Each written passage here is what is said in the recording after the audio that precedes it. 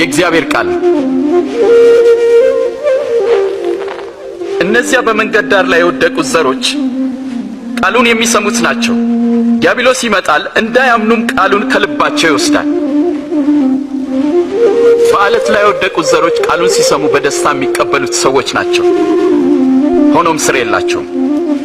የሚያምኑትም ለጊዜው ነው። ፈተና በመጣ ጊዜ ግን ፈርተው ይክዳሉ።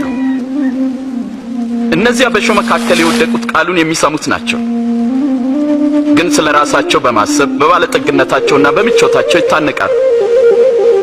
ስለዚህ ሙሉ ፍሬ አያፈሩ።